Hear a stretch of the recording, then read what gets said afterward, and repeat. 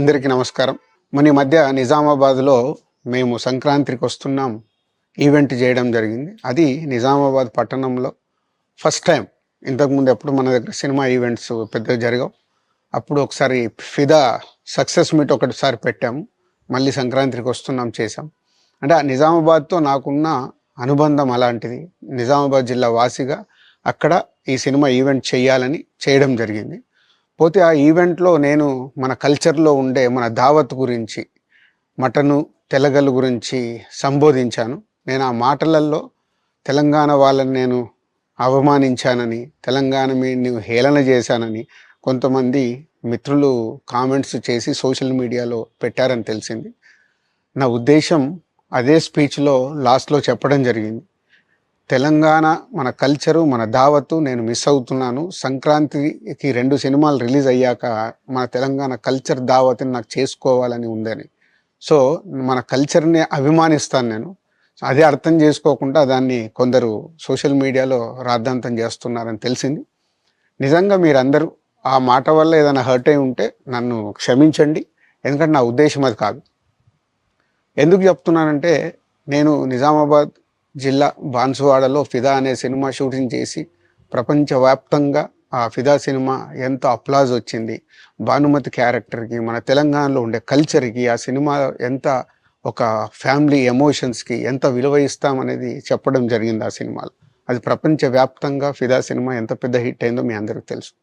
అలాగే బలగం అనే సినిమా తీసినప్పుడు తెలంగాణ సమాజం మొత్తం మమ్మల్ని అభినందించింది. తెలంగాణ ప్రజలందరూ ఆ సినిమాను ఆదరించి ఇది మా సినిమా అని గుండెలకు హత్తుకున్నారు. అన్ని రాజకీయ పార్టీలు ఆ సినిమాని అప్రిషియేట్ చేస్తూ మమ్మల్ని ప్రతి ఒక్క స్టేజ్ దగ్గర తీసుకెళ్ళి అభినందించారు అన్ని రాజకీయ పార్టీలు.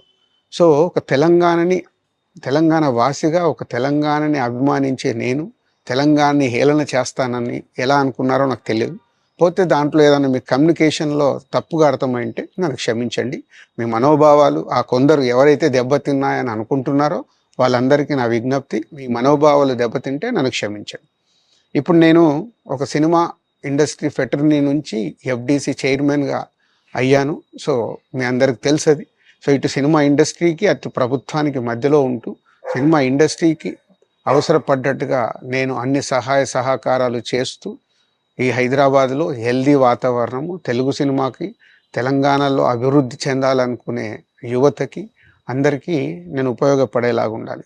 అలాగే పవన్ కళ్యాణ్ గారు కూడా చెప్పారు, యూత్ చాలా ఉన్నారు, వాళ్ళందరికీ కూడా సినిమా ఇండస్ట్రీలో ఇష్టం ఉన్న వాళ్ళని అప్గ్రేడ్ చేసి చెయ్యాలని. ఆ ప్రభుత్వంతో కూడా అక్కడ సినిమాలో కావాల్సిన అందరినీ డెవలప్ చేస్తూ వాళ్ళందరూ మళ్ళీ తెలుగు సినిమాకే, తెలంగాణలో నేర్చుకున్న, ఆంధ్రాలో నేర్చుకున్న వాళ్ళందరూ తెలుగు సినిమాకే ఉపయోగపడతారు. సో, అందరికీ తెలంగాణలో ఉండే అన్ని రాజకీయ పార్టీలకి నా విజ్ఞప్తి, నన్ను రాజకీయాల్లోకి లాగకండి. అలాగే ఎఫ్‌డీసీ అనేది కూడా సినిమాకి ఉపయోగపడేలాంటి అభివృద్ధి పనుల గురించి అవే చేస్తాను తప్పితే అది రాజకీయాలకు సంబంధించింది కాదు.